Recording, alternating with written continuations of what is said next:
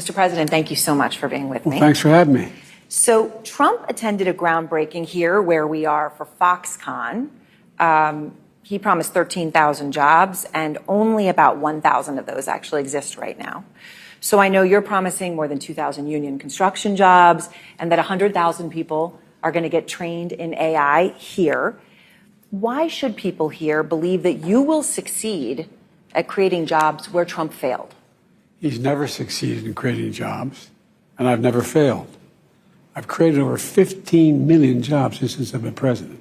15 million in three and three-quarters years. And secondly, Microsoft is a serious player, and they're very much engaged in making sure that they pick this area as sort of the home base for their AI initiative in the nation.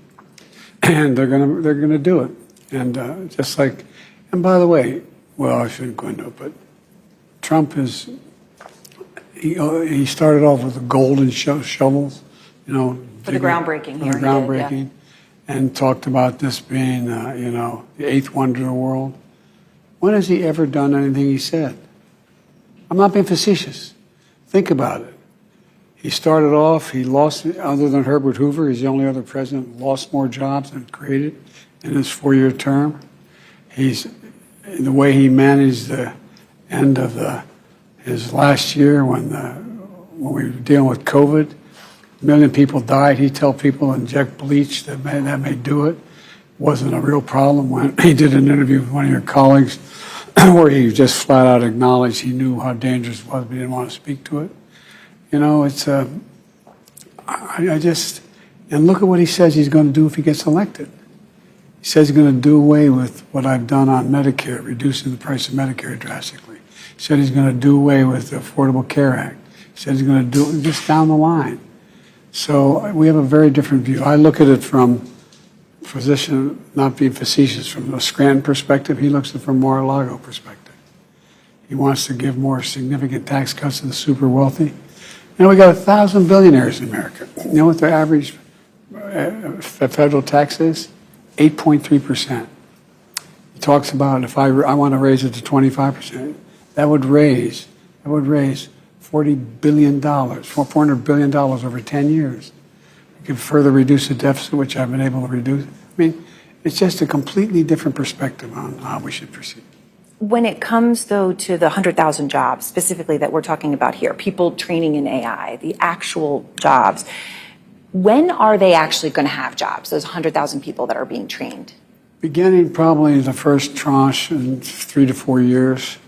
The community colleges are going to, the one we're at, we're going to provide for 2,000 folks and to be able to be trained, 200 a year. And it's going to go, the whole pipeline goes all the way through out to high schools and training facilities. It used to be that when I was in high school, and even at the tail end, very tail end before you went to high school, most public high schools had shop and home, learn to work with your hands. It doesn't exist anymore. And so it allows people who have skills and be able to train to technical skills to be able to make a decent living without a college degree. And it's what we need. So when we talk about the bet on AI and sort of what it means, I don't know if you saw this weekend, Warren Buffett had his annual meeting and he talked about AI. So the first thing he said was, okay, it's got enormous potential for good. But then he likened it to the development of nuclear weapons in the U.S. And he said it scares the hell out of him. He always says it like he sees it. And then he says, quote, he doesn't understand a damn thing about it. And that may capture how many Americans feel. Does AI scare you? AI has enormous potential, enormous downside potential.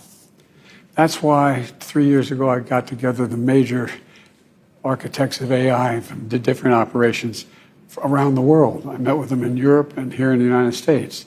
And it ranges all the way from one of the leaders saying it's going to take over human thinking, all the way to folks that say, no, it's not a problem. And so that's why I set out certain standards that it can do no harm, and we have to make sure we know how to do that. We have to make sure it's controlled. And that's all, it's the most significant, I think, technological development in human history. The most significant in human history. Yeah, and not in terms of war and peace, but in terms of being able to. One leader in the AI community said to me, it's going to overtake human thinking, and which is frightening. Terrifying. But the other, most think it can be used for everything from find cures for cancer to significantly increase productivity. So when you talk about the economy, of course, it is by far the most important issue for voters. It's also true right now, Mr. President, that voters by a wide margin trust Trump more on the economy. They say that in polls. And part of the reason for that may be the numbers. And you're aware of many of these, of course. The cost of buying a home in the United States is double what it was when you look at your monthly costs from before the pandemic. Real income, when you account for inflation, is actually down since you took office. Economic growth last week, far short of expectations. Consumer confidence, maybe no surprise, is near a 2-year low. With less than 6 months to go to Election Day, are you worried that you're running out of time to turn that around? We've already turned it around. Look at the Michigan survey. For 65% of the American people think they're in good shape economically. They think the nation's not in good shape, but they're personally in good shape. The polling data has been wrong all along. You know, how many, you guys do a poll at CNN, how many folks you have to call to get one response? The idea that we're in a situation where things are so bad, the folks that, I mean, we've created more jobs. We're in a situation where people have access to good paying jobs. And the last I saw, the combination of the inflation, the cost of inflation, all those things, that's really worrisome to people with good reason. That's why I'm working very hard to bring the cost of rentals down, to increase the number of homes that are available. But let me say it this way. When I started this administration, people were saying there's going to be a collapse in the economy. We have the strongest economy in the world. Let me say it again, in the world. Although GDP last week was far short of expectations. Oh, it wasn't. Look, GDP is still growing. Look at the response of the markets. Overwhelmingly positive. Overwhelmingly positive. And one of the reasons why people feel good about it not being as strong as it was before is they believe that the Fed's going to respond. They hope they're going to get a rate cut. Yeah. Well, so, but I mean, no president's had the run we've had in terms of creating jobs and bringing down inflation. It was 9% when I came to office. 9%. But look, people have a right to be concerned.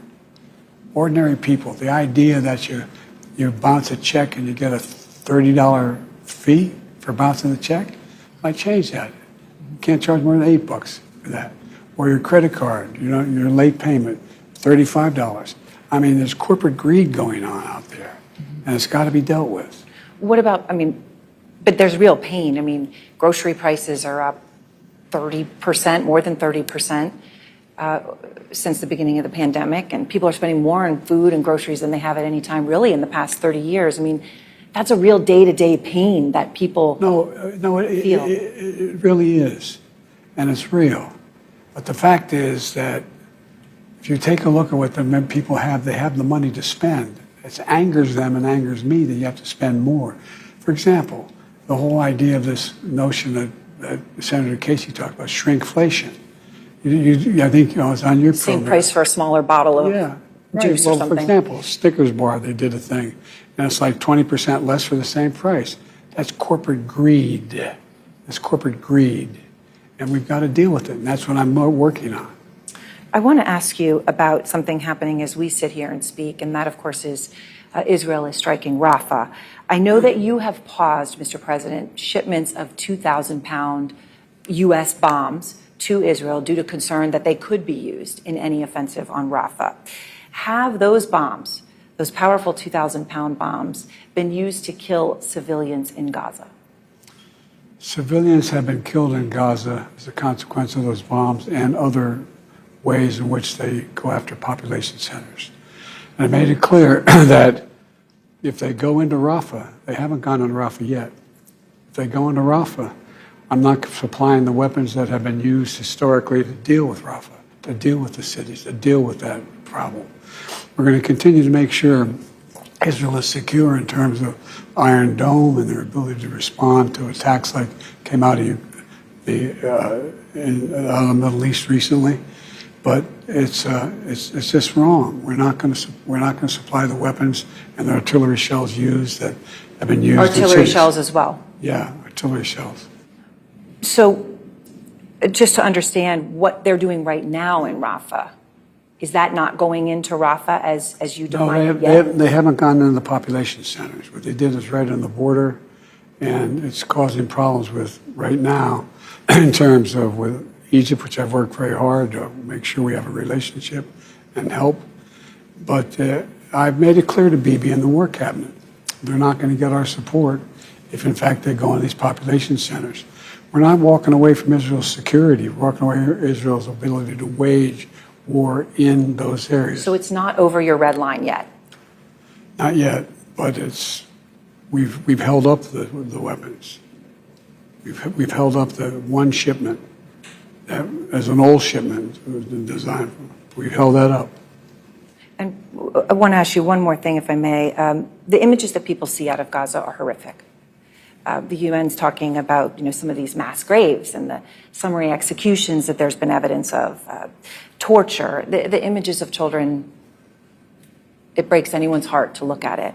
And obviously, we've seen that frustration here in the U.S. on college campuses. And Mr. President, had signs at college campuses. Some say Genocide Joe. Any of us that have gone to those campuses, sometimes we hear that chant. Do you hear the message of those young Americans? Absolutely, I hear the message. Look, two things. First of all, there's a legitimate right to free speech and protest.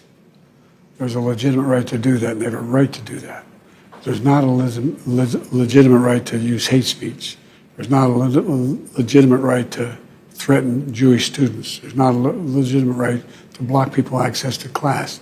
That's against the law. That's against the law.